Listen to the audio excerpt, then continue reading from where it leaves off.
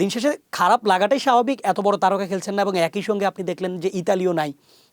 সেই জায়গায় তারা হয়তো সান্ত্বনা নিতে পারেন যে ইতালি 4বারের বিশ্ব চ্যাম্পিয়ন, টানা 3বার তারা বিশ্বকাপে কোয়ালিফাই করতে পারেন নাই। লেভানডস্কি হয়তো এটা ভেবে হয়তো সান্ত্বনা পেলেও পেতে পারেন। সমৃদ্ধশালী দেশের কথা চিন্তা করেন আমেরিকা, কানাডা। সো এই বিশ্বকাপটা আসলে ফুটবল ইতিহাসে যত বিশ্বকাপ হয়েছে সবগুলো বিশ্বকাপ থেকে আমার মনে হয় এই বিশ্বকাপে আলাদা একটা ফ্লেভার কাজ করছে, আলাদা একটা উত্তেজনা কাজ করছে। ইতালি একমাত্র দল বিশ্বে যারা 4বারের বিশ্ব চ্যাম্পিয়ন এবং তারা 3বার এবং টানা 3বার বিশ্বকাপ কোয়ালিফাই করতে পারেনি। আপনি আসলে ঐতিহ্য দিয়ে বা আপনি 4বার বিশ্ব চ্যাম্পিয়ন হয়েছেন, এজন্য আপনি প্রতিবার কোয়ালিফাই করতে পারবেন, অর্থাৎ নাম যশ খ্যাতি দিয়ে আপনি মাঠের খেলায় যদি পারফর্ম না করেন, ইন্ডিভিজুয়াল ম্যাচে যদি আপনি পারফর্ম না করেন, দিন শেষে আপনি কোয়ালিফাই করতে পারবেন না। আর্জেন্টিনা যখন জাম্বিয়াকে 5-0 গোলে উড়িয়ে দেয়, বর্তমান বিশ্ব চ্যাম্পিয়ন বা ফুটবল বিশ্বকাপে ডিফেন্ডিং চ্যাম্পিয়নদের জন্য এটা একটা স্পেশাল বার্তা আমি বলবো। যদিও জাম্বিয়াকে উড়িয়ে দেয় এটা অনেক বড় কিছু নয়। ট্রাইবেকারের ট্র্যাজেডি, আবারও বিশ্বকাপ থেকে ছিটকে পড়ল ইতালি। এদিকে মেসির নেতৃত্বে আর্জেন্টিনার দাপুটে জয়, ক্রোয়েশিয়াকে হারিয়ে বিশ্বকাপে নিজেদের অবস্থান শক্ত করল ব্রাজিল। এদিকে যথাক্রমে 24 ও 40 বছর পর বিশ্বকাপে আবার ফিরে এলেন তুরস্ক ও ইরাক। এসব নিয়ে আমাদের আজকের নাগরিক গ্যালারি, আপনাদের সঙ্গে আছে আমি জাহারা জেবিন তন্নি এবং আমার সঙ্গে আছে নাগরিক প্রতিদিনের স্টাফ রিপোর্টার AK শামীম খান। আপনাকে স্বাগত।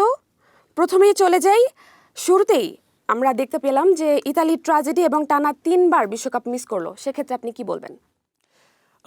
ইতালি একমাত্র দল বিশ্বে যারা 4বারের বিশ্ব চ্যাম্পিয়ন এবং তারা 3বার এবং টানা 3বার বিশ্বকাপ কোয়ালিফাই করতে পারেনি। 2014 সালে তারা গ্রুপ পর্ব খেলে বিদায় নিয়েছিল সর্বশেষ, এবং সর্বশেষ তারা 2006 সালে বিশ্বকাপ চ্যাম্পিয়ন হয়েছে। এরকম একটা দল দলগতভাবে এই দলটা রেকর্ড করেছে যে টানা 3বারের মতো তারা বিশ্বকাপের চূড়ান্ত পর্বে খেলতে পারছে না। আসলে 4বারের বিশ্ব চ্যাম্পিয়নের একটা দলকে নিয়ে দলকে ছাড়া বিশ্বকাপ খেলা বা তাদের জন্য এটা আসলে অনেক বড় হতাশার। এবং একই সঙ্গে এখানে আমি আপনাকে বলে রাখতে চাই যে আপনি আসলে ঐতিহ্য দিয়ে বা আপনি 4বার বিশ্ব চ্যাম্পিয়ন হয়েছেন, এজন্য আপনি প্রতিবার কোয়ালিফাই করতে পারবেন, অর্থাৎ নাম যশ খ্যাতি দিয়ে আপনি মাঠের খেলায় যদি পারফর্ম না করেন, ইন্ডিভিজুয়াল ম্যাচে যদি আপনি পারফর্ম না করেন, দিন শেষে আপনি কোয়ালিফাই করতে পারবেন না বা আপনি ফলাফল করতে পারবেন না। অর্থাৎ যশ খ্যাতি দিয়ে আসলে কিছু হয় না। ফুটবলটা, এটা ফুটবলেই সম্ভব। আমি বলবো এটা ফুটবলের মহারণেই সম্ভব যে ইতালি আবারও মনে হয় যে এক জাতীয় তীরে এসে তরি ডুবানো। আপনি যদি ম্যাচটা দেখে থাকেন, মাত্র 15 মিনিটে কিন্তু তারা লিড নেয় এবং 83-84 মিনিটে গিয়ে প্রতিপক্ষ দল কিন্তু গোলটা পরিশোধ করে। তো টোটাল যে ম্যাচটা একেবারে টান একটা উত্তেজনাকর ম্যাচ ছিল। ইতালি আসলে ভালো খেলেছে এবং উল্লেখযোগ্য, আমার মনে হয় যে প্রশংসনীয় ভালো খেলেছে ইতালি। এটা এরকম বলার সুযোগ নেই, কারণ এটা তো ফুটবল, এটা তো গেম। আপনার লাক ফেভার করছে না এরকম আসলে বলার সুযোগ নেই। দিন শেষে আপনাকে খেলতে হবে। আপনি যদি দেখেন ট্রাইবেকারে তাদের আসলে পরাজয়টা এসেছে, আমার কাছে তথ্য রয়েছে যে তারা 4-1 গোলে হেরেছে, 4-1 ব্যবধানে হেরেছে। এটা ট্রাইবেকার হওয়াতে ব্যবধানটা এরকম হয়েছে। আপনি যদি দেখেন 90 মিনিটে নির্ধারিত খেলায় 1-1 সমতায় ছিল, পরবর্তীতে আরও অতিরিক্ত 30 মিনিট খেলা হয়েছে, সেখানেও অতিরিক্ত সময়েও গোল হয়নি। সো তারা বিশ্বকাপে যাওয়ার আগে যে বিশ্বকাপের সেমিফাইনাল বা ফাইনাল পর্যায়ের খেলার জন্য যে এটা মরিয়া থাকে, তারা কিন্তু সেই পরিমাণে টার্নিং খেলাটাই খেলেছে, যদিও সেখানে হয়নি। আপনি যদি বলেন ট্রাইবেকারে এসপোসিতো এবং ক্রিস্তাতে ইতালিয়ান 2জন তারকা তারা ট্রাইবেকারে গোল মিস করেছেন। সো এটা বলা যায় যে আপনি পারফর্ম করতে পারেন নাই, ব্যর্থ হয়েছেন। ইতালিয়ান তারকারা যদি আপনার বসনিয়ার বিপক্ষে এইভাবে আপনি ট্রাইবেকারে গোল মিস করেন, এটা আসলে হতাশাজনক। তবে আমি বলবো দিন শেষে ওই যে যশ খ্যাতি দিয়ে কোনো কিছু হয় না, আপনাকে খেলতে হবে। মাঠের পারফরম্যান্সটাই আসল এবং এটাই আসলে ফুটবল বিশ্বকাপ। এবং এটাকে এই জন্যই বলা হয় the greatest show on earth. আপনি যদি ক্রিকেট বিশ্বকাপের সাথে তুলনা করেন, ফুটবলটা আসলে অনেক বড় ঊর্ধ্বে। আমি আসলে কম্পেয়ার করতে চাই না, তারপরও ফুটবলে এটা সম্ভব যে 4বারের বিশ্ব চ্যাম্পিয়ন। আপনি যদি ক্রিকেটে চিন্তা করেন, ভারত বা অস্ট্রেলিয়ার কথা চিন্তা করেন, এটা কিন্তু অসম্ভব ক্রিকেটের ক্ষেত্রে। আর ফুটবল এটা সম্ভব, যে এই জন্য এটা গ্রেটেস্ট শো অন আর্থ। এই মহারণটাকে আমার মনে হয় যে গতকালকে যে ঘটনাগুলো ঘটেছে একের পর এক দলগুলো হেভিওয়েট দলগুলো হেরে গিয়েছে, বাদ পড়ে গিয়েছে এবং বেশ কিছু দল আবার উঠে এসেছে, এগুলো আসলে মহারণকে আরও বেশি উজ্জীবিত করবে এবং এই বিশ্বকাপটা যে অনেক বেশি এক্সাইটিং, অনেক বেশি মানে মহারণটাকে জাগিয়ে তুলবে, আমার মনে হয় এর একটা বার্তা। ইতালি বিদায় নিয়ে আবারও টানা 3বার বিদায় নিয়ে সেটা আসলে চূড়ান্ত পর্যায়ের খেলাটাকে জমিয়ে দিল। একসময় ইতালির যে দাপটটা ছিল, তারা 4বারের চ্যাম্পিয়ন, সেটা কি আর কখনো ফিরে আসা সম্ভব? আসলে সম্ভব আমি মনে করি, কারণ ইতালির এখানেই কাজ করা উচিত যে ধারাবাহিক এই ব্যর্থতার জায়গা আসলে কেন, কি কারণে, এটা আসলে খুঁজে বের করা উচিত। কারণ তারা তো একবার বাদ পড়েনি, টানা হ্যাঁ, 3বার। টানা 3বার বাদ পড়েছে। 14 বিশ্বকাপ থেকে তারা আপনার প্রথম রাউন্ড থেকে বাদ পড়েছে। সো এটা বলা যায় যে তাদের আসলে দলগত জায়গায় চিন্তা করা উচিত, সংস্কার করা উচিত। সংস্কারের কোনো বিকল্প নাই। যে একটা দল, বিশ্ব চ্যাম্পিয়ন দল, তারা তো আসলে 1950 সালে চ্যাম্পিয়ন হয়েছে এরকম না, সর্বশেষ তারা 2006 সালে চ্যাম্পিয়ন হয়েছে। এই জায়গায় আসলে তাদের কাজ করার অনেক কিছু রয়েছে আমি বলবো। তবে হ্যাঁ, নাথিং ইজ ইম্পসিবল, আসলে ইম্পসিবল বলে কোনো কিছু নাই। আমার মনে হয় তারা চাইলে পারে। তবে হ্যাঁ, এটা ফুটবল এটা হতেই পারে আসলে। আচ্ছা, ধন্যবাদ। এবার আমরা একটু বর্তমানের আমাদের চ্যাম্পিয়নদের প্রসঙ্গে আসি। মরিতানিয়ার কাছে জিতলেও গোল খায় আর্জেন্টিনা, কিন্তু মেসির নেতৃত্বে 5-0 গোলে তারা জাম্বিয়াকে উড়িয়ে দিয়েছে। তো সেক্ষেত্রে কি তারা আবার নিজেদের ছন্দে ফিরে এলো? দেখেন, মৌরিতানিয়া, আমি বেসিকলি মৌরিতানিয়া যে একটা দেশ আছে বিশ্বে, এটা কিন্তু জানতাম না। আর্জেন্টিনা যখন একটা গোল খেয়ে গেল, আর্জেন্টিনা 2টা গোল মৌরিতানিয়াকে দিয়েছে, এটা কোনো বড় কথা নয়। আর্জেন্টিনা গোল করতেই পারে, যেমনটা জাম্বিয়াকে 5-0 গোলে উড়িয়ে দিয়েছে আপনি বলেছেন। মৌরিতানিয়া ওই দেশ আছে সেটা আমি জানলাম। তো মৌরিতানিয়ার মতো একটা দেশের সাথে আর্জেন্টিনা 1 গোল খেয়ে যাবে, এটা আসলে একটা কনসার্ন ছিল আর্জেন্টিনার। আপনি বললেন যে ছন্দে ফেরা, এটা আসলে অনেকটা ছন্দ পতনই বলা যায়। তো সেই ছন্দ পতনের অবস্থা, যদিও মেসি কিন্তু প্রথমার্ধে খেলেনি, মরিতানিয়ার বিপক্ষে দ্বিতীয়ার্ধে খেলেছে, 2-1 গোলে জিতেছে আর্জেন্টিনা এবং একই সঙ্গে জাম্বিয়াকে 5-0 গোলে উড়িয়ে দেয়। আমি বলবো যে বিশ্বকাপের আগে, অর্থাৎ গতকালকে কিন্তু 48 দেশের দেশ নিয়ে যে বিশ্বকাপ, সেটা কিন্তু গ্রুপগুলো অলরেডি চূড়ান্ত হয়ে গেছে। 48 দেশের যে বিশ্বকাপ মহারণ, ফুটবল বিশ্বকাপ মহারণ, সেটা কিন্তু চূড়ান্ত হয়ে গেছে এবং এই পর্যায়ে এসে, সর্বশেষ দিনে এসে, অর্থাৎ 48 দেশের চূড়ান্ত হওয়ার দিনে, গ্রুপগুলো পরিপূর্ণতার দিনে এসে আর্জেন্টিনা যখন জাম্বিয়াকে 5-0 গোলে উড়িয়ে দেয়, বর্তমান বিশ্ব চ্যাম্পিয়ন বা ফুটবল বিশ্বকাপে ডিফেন্ডিং চ্যাম্পিয়নদের জন্য এটা একটা স্পেশাল বার্তা আমি বলবো। যদিও জাম্বিয়াকে উড়িয়ে দেয় এটা অনেক বড় কিছু নয়, তবে হ্যাঁ, আর্জেন্টিনা নিজেদের রিদমে ফিরে পাওয়া। খেলা আসলে আপনি অনেক সময় র্যাঙ্কিংয়ে 100তম দল এসে কিন্তু র্যাঙ্কিংয়ে 20তম দলকে হারাই দিতে পারে। সো ইন্ডিভিজুয়াল দিনে আপনাকে খেলাটা খেলতে হবে। আর্জেন্টিনা যদিও এই দিক থেকে, যেহেতু 5-0 গোলে জাম্বিয়াকে উড়িয়ে দিয়েছে, আমি বলবো যে বিশ্বকাপের আগে এটা তাদের প্রয়োজন ছিল। যদি আপনি লাস্ট বিশ্বকাপের কথা বলেন, আর্জেন্টিনা বিশ্ব চ্যাম্পিয়ন হয়েছে, তারা ডিফেন্ডিং চ্যাম্পিয়ন, কিন্তু সৌদি আরবের সাথে হেরে গেছে। হ্যাঁ, এশিয়ার দেশ প্রথম ম্যাচে সৌদি আরবের সাথে হেরে গিয়েছে। সো এটা ঘটতেই পারে। তবে হ্যাঁ, এটা তাদের এটা ওই যে ছন্দ পতন, এর জায়গা থেকে ছন্দটা ফিরে পাওয়া, এটার জন্য আর্জেন্টিনার জন্য একটা গুড রিদম আমি বলবো। আচ্ছা, এদিকে আর্জেন্টিনার সঙ্গে আরেকটা দল কিন্তু যুক্ত, আমাদের দেশে খুবই পরিচিত, ব্রাজিল। তো ব্রাজিল ক্রোয়েশিয়ার সঙ্গে জিতলো।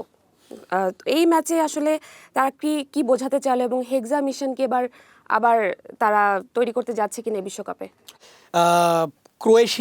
ক্রোয়েশিয়া এমন একটা দল, এই ক্রোয়েশিয়ার সাথে কিন্তু ব্রাজিল শেষ বিশ্বকাপে হেরে তারা বিদায় নিয়েছে। সো আমার মনে হয় এই চূড়ান্ত দিনে এসে ব্রাজিল ক্রোয়েশিয়াকে হারিয়ে দিয়ে এক জাতীয় তাদের হারটা পুনরুদ্ধার করেছে, প্রতিশোধ নিয়েছে আমি বলবো। আপনি যদি খেয়াল করে থাকেন, 3-1 গোলে তারা হারিয়েছে, এটা এক জাতীয় আমি বলবো যে দাপটীয় একটা জয়। এবং ক্রোয়েশিয়ার সাথে তাদের যেই কম্পিটিটিভ জায়গাটা, ক্রোয়েশিয়া কিন্তু বিশ্ব ফুটবল পরাশক্তিতে ব্রাজিলের থেকে কোনো দিক থেকে কম নয়। সো যদিও ব্রাজিল হেক্সা মিশনের জন্য খেলছে, ব্রাজিল 5বার বিশ্ব চ্যাম্পিয়ন হয়েছে, তো ব্রাজিলের হেক্সা মিশন নিয়ে কথা আসবে, কিন্তু তার আগে যে কথাটা আমি বলবো যে তারা আসলে প্রতিরোধটা করেছে। আপনি যদি খেলাটা ফলো করে থাকেন, 3-1 গোলে হারিয়ে দেওয়া, এটা এক জাতীয় আসলে দাপট বলা যায়। কিন্তু 44 মিনিটে তারা গোল করেছে, এরপরে 87 মিনিটে গোল করেছে, 90 মিনিটে গোল করেছে। যদিও মাঝখান দিয়ে একটা প্রতিরোধ করেছে তারা, ক্রোয়েশিয়া মাত্র 83 মিনিটে তারা একটা গোল করেছে। এই গোল আসলে কাজ হয়নি, টেকেনি। 87 মিনিট এবং 90 মিনিটে শেষ পর্যায়ে আবার 2-2টা গোল তারা দিয়েছে। সো দাপটটা কিন্তু এই জায়গায় দেখিয়েছে। আমি বলবো ব্রাজিলের হেক্সা মিশনটা এটা নিয়ে অনেক আলোচনা রয়েছে। আমাদের দেশে হিউজ পরিমাণে ব্রাজিল সমর্থক রয়েছে, এটা নিয়ে উত্তেজনা রয়েছে, এক্সাইটিং সিচুয়েশন রয়েছে ভক্ত সমর্থকদের মধ্যে। আপনি হেক্সামিশন করবেন বললেই তো হলো না, আপনাকে মাঠের খেলাটা আসলে খেলতে হবে। দেখা যায় যে ব্রাজিল হেক্সামিশন করতে এসে প্রথম রাউন্ডে বাদ। তো এই এই এই বিশ্বকাপে আসলে ব্রাজিল আমার মনে হয় এরকম কিছু না ঘটলেও ঘটতে পারে, কারণ ক্রোয়েশিয়াকে তাদের এই জয়টা কিন্তু একটা উল্লেখযোগ্য বলা যায়, যে ক্রোয়েশিয়াকে হারিয়ে তারা তাদের হেক্সামিশনে এগিয়ে থাকবে। এবং সামনের বিশ্বকাপটা এটা হচ্ছে কোথায়, আসলে হোস্ট কারা করতেছে বুঝতে হবে।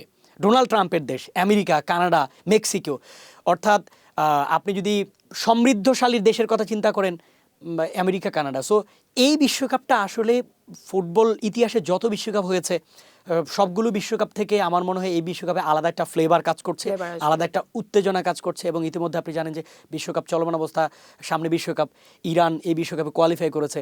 সো যুদ্ধাবস্থার একটা ব্যাপার স্যাপার রয়েছে, সব কিছু মিলে উত্তেজনা রয়েছে। চাইবে ব্রাজিল তার হেক্সামিশন করতে।